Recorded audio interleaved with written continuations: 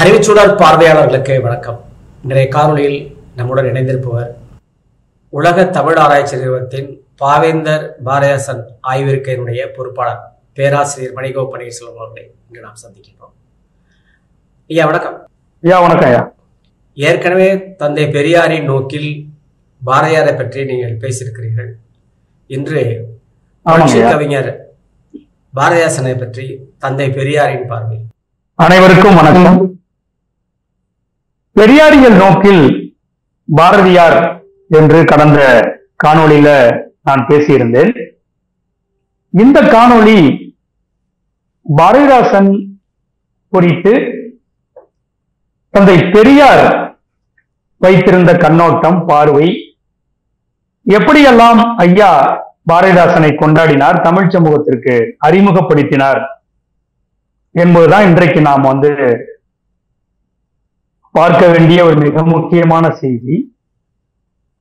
பெரியாருடைய இதயத்தில் பாரதிதாசன் எப்பொழுதுமே ஒரு உயர்ந்த இடத்தை அவர் பெற்றிருக்கிறார் என்பது நமக்கெல்லாம் தெரியும்.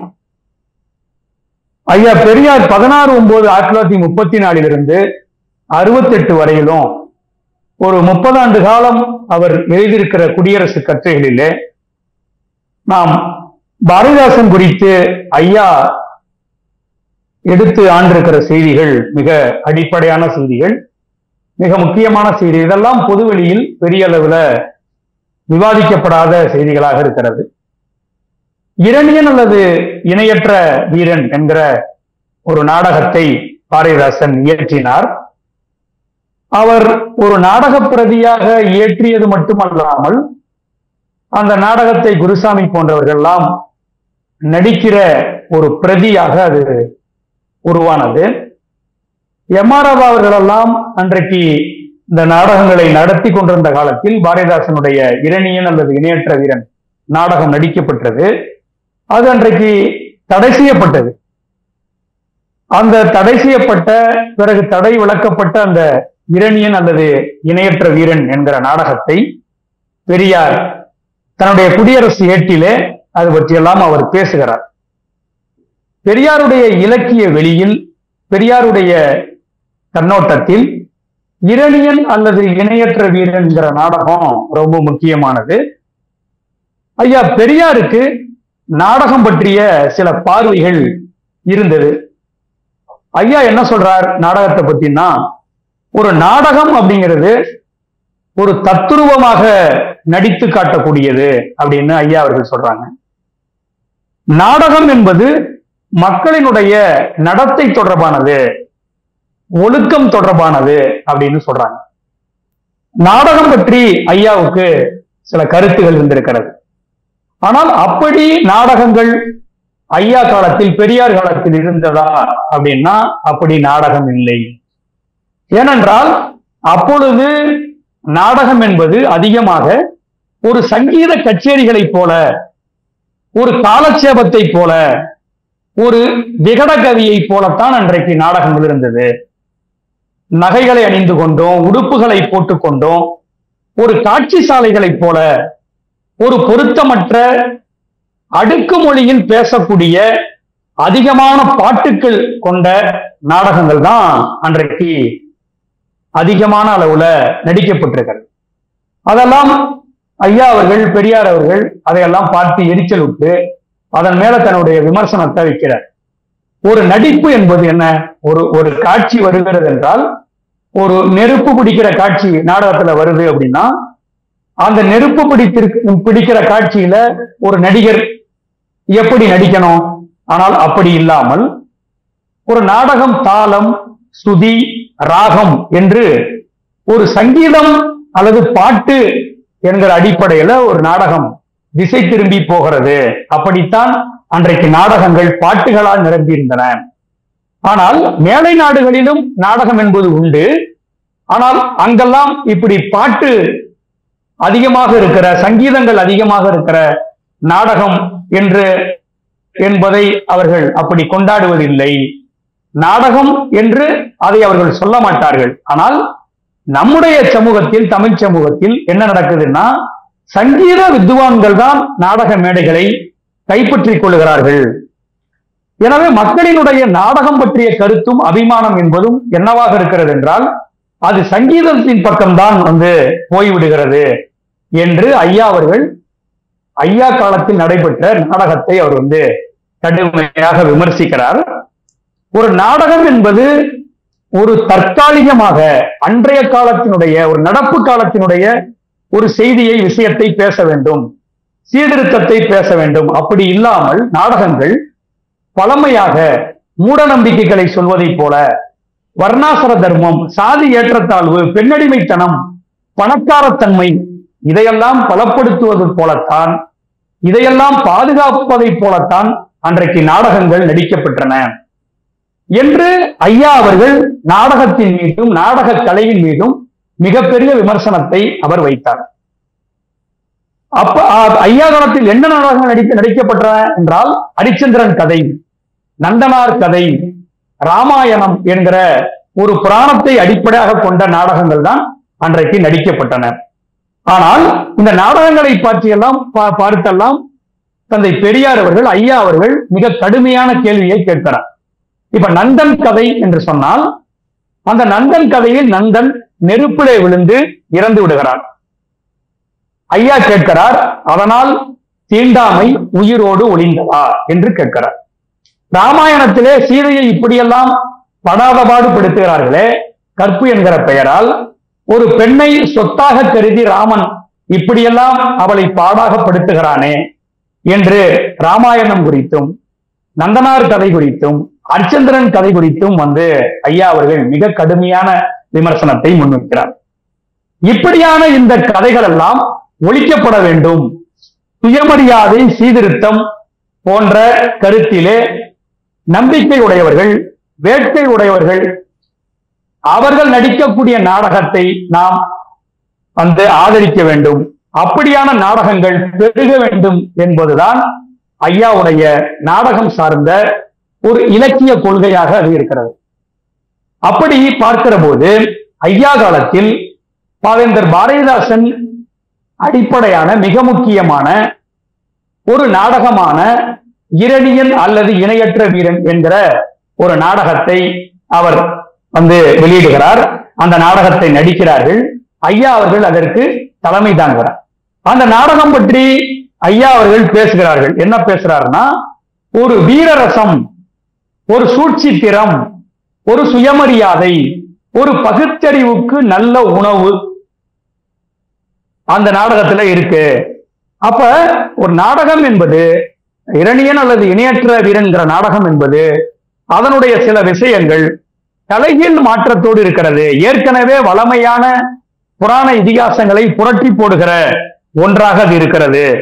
அதில சில கடினமான வார்த்தைகள் வந்தாலும் கூட சீர்திருத்த நாடகம் என்றால் அப்படி சில சொற்கள், சில கடினமான வார்த்தைகள் எல்லாம் ஒரு புதுமையாக தரப்பட்டு ஏற்கனவே இருக்கிற புராண இதிகாச விளிமியங்களுக்கு எதிராக பதிலுக்கு பதில் வார்த்தைகள் வழங்கப்படக்கூடிய ஒன்றாக அது இருப்பது என்பது மிக முக்கியமானது. அப்படி அந்த நாடகம் இருக்கிறது.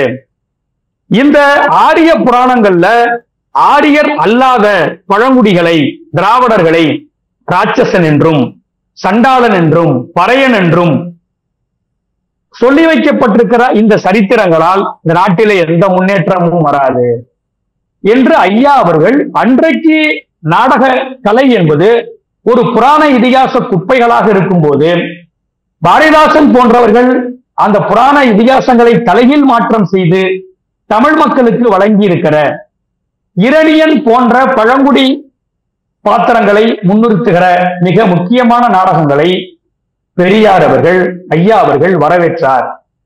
அப்படி ஒரு புதுமையான நாடகங்களை படிக்கிற பாரதிதாசனை தன்னுடைய நெஞ்சத்திலே வைத்து போற்றினார், அதை கொண்டாடினார். அது மட்டும் இல்லாமல் பாரதிதாசனை உயிர்கவி, புரட்சி கவி, தோழர் பாரதிதாசன் என்றெல்லாம் அடைமொழி கொடுத்து ஐயா அவர்கள் தன்னுடைய எழுத்துக்களிலே பாரதிதாசனை உயர்த்தி பிடிக்கிறார். 8/11/1944 குடியரசுல ஐயா சொல்றாங்க, ஒரு முத்தரங்கு என்கிற ஒரு அமைப்பினுடைய ஒத்திகை நடைபெறுகிறது. அதை ஒரு பாராட்டு உரையாக, அந்த முத்தமிழறிஞருடைய பாராட்டு உரையாக ஐயா அவர்கள் எழுதுகிறார்கள். அப்படி எழுதும் போது ஐயா அவர்கள் சொல்லுகிறார்கள், நமக்கு நண்பர் பாரதிதாசன் கிடைத்திருப்பது நல்ல வாய்ப்பு, அது தமிழ் சமூகத்தினுடைய வெற்றிக்கு அறிகுறி. தமிழும், தமிழ் கவியும், தமிழ் இசையும் தமிழர்களின் முன்னேற்றத்திற்கு, தன்மானத்திற்கு பயன்படும்படியாக மக்கள் உணரத்தக்க, உழைக்க பாரதிதாசன் என்கிற ஒருவரே என் கண்ணுக்கு தென்படுகிறார். இவரை நாம் பயன்படுத்தி கொள்வதில்தான் தமிழர்களின் வெற்றி அமைந்திருக்கிறது என்று பாரதிதாசனை ஐயா அவர்கள் கொண்டாடுகிறார்கள். ஐயா அவர்கள் கொண்டாடிய, தலைமேல் தூக்கி வைத்து ஆடிய மிக முக்கியமான ஒரு ஒற்றை கவிஞர் பாரதிதாசன். அப்படிப்பட்ட பாரதிதாசன் அவருடைய நாடகங்களை, அவருடைய ஆக்கங்களை தன் வாழ்நாள் முழுக்க ஐயா அவர்கள் அதை வெளிப்படுத்தினார், பிரச்சாரம் செய்தார், பரப்புரை செய்தார். மிக முக்கியமான, ஏனென்றால் அன்றைக்கு கலைகள் என்பது கோயிலை அடிப்படையாக கொண்ட கலைகள். கோயிலை அடிப்படையாக கொண்டது என்று சொன்னால் அது பார்ப்பனர்களின் நலனுக்கு அடிப்படையான கலை. அந்த கோயில் கலையை அடிப்படையாக கொண்டுதான் தொடர்ந்து கூத்துக்களும் நாடகங்களும் தமிழ் சமூகத்திலே வந்து பரப்பப்பட்டன, பிரச்சாரம் செய்யப்பட்டன, நடிக்கப்பட்டன. அப்ப கோயில் கலைகளுக்கு எதிராக ஒரு மதச்சார்பற்ற ஒரு கலையை உருவாக்குவது என்பதுதான் ஐயா பெரியாருடைய அடிப்படையான ஒன்று. பெரியாருடைய சமூக அடிப்படை, சமூகவியல் அடிப்படை என்பது சமயச்சார்பற்ற, பாகுபாடற்ற ஒரு சமச்சீரான ஒரு கலையை உருவாக்குவது. அந்த சமூகவியல் கலை, பெரியாருடைய சமூகவியல் கலையை உள்வாங்கிதான் பாரதிதாசன் தன்னுடைய ஆக்கத்தையும் வந்து வெளிப்படுத்தினார், அவர் செய்தார். அப்படி ஏனென்றால் பிரிட்டிஷ் காலத்தில் தான் கொஞ்சம் கொஞ்சமாக நமக்கு சில சுதந்திர தளங்கள் அமைந்தது. ஆட்சியல் சார்ந்த சுரண்டல்கள் இருந்தாலும் பண்பாட்டு தளத்தில் பிரிட்டிஷ் காலத்தில் ஒரு மிக முக்கியமான அடிப்படையாக நமக்கு சில அடிப்படைகள் கிடைத்தது. மிக முக்கியமான அடிப்படை நமக்கு அமைந்தது. அப்படி ஒரு சமயச்சார்பற்ற ஒரு கவியாக பாரதிதாசன் இருந்திருக்கிறார். இப்ப பாரதி போன்ற கவிஞர்கள் ஒரு சமஸ்தானத்தின் கவிஞர்களாக இருந்து கொண்டு இங்கே இருந்த அத்தனை சமஸ்தானங்களின் மன்னர்களின் விடுதலையை பேசிய பாரதி ஒரு பக்கம், குடியரசு கவிஞராக, குடியாட்சியத்தின் கவிஞராக பாரதிதாசன் ஒரு பக்கம் இருந்து கொண்டு அவர் ஒரு நவீன காலத்தில் 19ஆம் 20ஆம் நூற்றாண்டுகளில் பாரதிதாசனுடைய ஆக்கங்களை பெரியார் வரவேற்றார். பாரதிதாசனுடைய இருண்ட வீடு, பாரதிதாசனுடைய குடும்ப விளக்கு, பாரதிதாசனுடைய எது இசை, பாரதிதாசனுடைய முல்லைக்காடு போன்ற ஆக்கங்களை ஐயா அவர்கள் வரவேற்று தன்னுடைய குடியரசிலே மதிப்புரை அளித்தார். இந்த கவிஞர் மிக முக்கியமான கவிஞர். இவருடைய இந்த தொகுப்புகள், ஆக்கங்கள் பொதுமக்களால் அங்கீகரிக்கப்பட வேண்டும், ஆதரவு அளிக்கப்பட வேண்டும், வாங்கி படிக்க வேண்டும், வாங்கி பயன்பெற வேண்டும் என்று இந்த நூல்களுக்கெல்லாம் அவர் மதிப்புரை அளித்தார். அது மட்டும் இல்லாமல் ஒவ்வொரு பாரதிதாசனுடைய ஆக்கங்களையும் ஐயா அவர்கள் படித்து அதில் இருக்கிற மிக முக்கியமான கூறுகளை எல்லாம் அவர் வந்து அடையாளப்படுத்தினார். இப்ப இருண்ட வீடு என்ற ஒரு ஆக்கத்தை ஐயா அவர்கள் எடுத்துக்கொண்டு அதிலே ஒரு கல்வியறிவு இல்லாத ஒரு குடும்பம் எப்படி பாடுபடுகிறது, குடும்ப விளக்கு என்பது கல்வியறிவும் செல்வமும் நிரம்பிய ஒரு குடும்ப வாழ்வு எப்படி இருக்கிறது என்றெல்லாம் ஒன்றொன்றையும் பகுத்து ஐயா அவர்கள் பாரதிதாசனுடைய கவிதையை முன்மொழிந்தார்.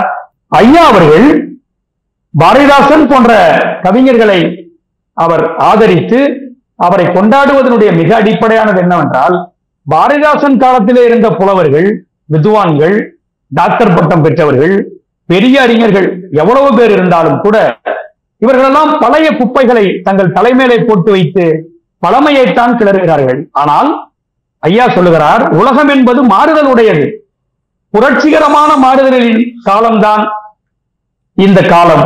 இதற்கு ஏற்றதாக மக்கள் இல்லை. நமது நாட்டில் எத்தனையோ அறிஞர்கள் இருந்தாலும் இவர்களெல்லாம் பழமையைத்தான் போற்றுகிறார்கள்.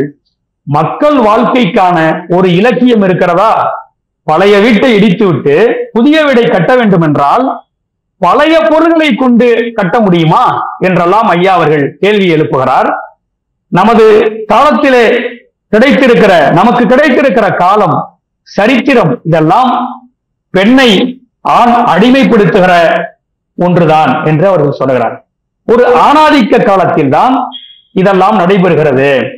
ஆனால் மனித தர்ம இலக்கியம் எப்பொழுது ஏற்பட்டது? அப்படி மனித தர்ம இலக்கியம் ஏற்பட்டால் அந்த இலக்கியத்திற்கு சான்றாக எல்லோரும் குறளைத்தான் எடுத்து காட்டுகிறார்கள். எல்லாமே வள்ளுவனிடம் இருக்கிறது, எல்லாவற்றுக்கும் வள்ளுவம் பொருந்தும் என்றெல்லாம் பேசுகிறார்கள். ஆனால் வள்ளுவரை விட ஒரு படி பாரதிதாசனைத்தான் ஐயா அவர்கள் உயர்த்தி பிடிக்கிறார். ஒரு பள்ளிக்கூடம் ஒன்றில் ஐயா அவர்கள் பேசும்போது, பாரதிதாசன் படத்தை திறந்து வைத்து பேசும்போது, வள்ளுவருடைய படத்தை விட பாரதிதாசனுடைய படம் தான் மிக அடிப்படையானது, அந்த படம் தான் அதிகமாக இடம்பெற வேண்டும் என்று அவர் குறிப்பிடுகிறார். அப்ப பாரதிதாசனை போல சீர்திருத்த கருத்துக்களை அனைவரும் சொல்ல முன்வர வேண்டும். நான் புலவர்களை வணக்கத்தோடு கேட்டுக்கொள்கிறேன் என்று ஐயா சொல்லுகிற அந்த ஆழமான பொருள் என்னவென்றால், எத்தனையோ புலவர்கள் ஐயா காலத்தில் இருந்த போதும் கூட சீர்திருத்தத்தை, விடுதலையை, முன்னேற்றத்தை சொன்ன மிக அடிப்படையான கவிஞர் பாரதிதாசன் என்பதால் தான் வள்ளுவரை விடவும் ஒருபடி பாரதிதாசனை தன்னுடைய நெஞ்சத்தில் வைத்து போற்றி தன்னுடைய இலக்கிய வெளியில் மிக முக்கியமான ஒரு இடத்தை தந்து ஒரு 20-30 ஆண்டு காலம் தன்னுடைய இதழியலில், தன்னுடைய பத்திரிகையில் பாரதிதாசனுடைய அத்தனை ஆக்கங்களையும் அசைவுகளையும் ஐயா அவர்கள் பதிவு செய்தார் என்பது மிக அடிப்படையான ஒரு செய்தியாக இருக்கிறது. பாரதிதாசனை ஐயா அவர்கள் அவர் காலத்தினுடைய ஒரு ஒப்பற்ற கவியாக, ஒரு உயிர் கவியாக, ஒரு தோழர் பாரதிதாசனாக அவர் பார்த்தது என்பது ஒரு சமூக சீர்திருத்த ஒரு விடுதலையாளராக பாரதிதாசன் தெரிந்ததனாலே தான் அவர் வள்ளுவரை விடவும் ஒரு படி பாரதிதாசனை முன்னிறுத்தினார். நன்றி, வணக்கம்.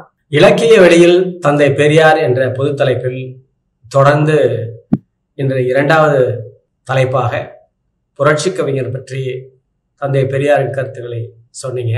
தங்களுக்கு நன்றி தெரிவித்து விடைபெறுகின்றோம். நன்றி, வணக்கம். வணக்கம் ஐயா.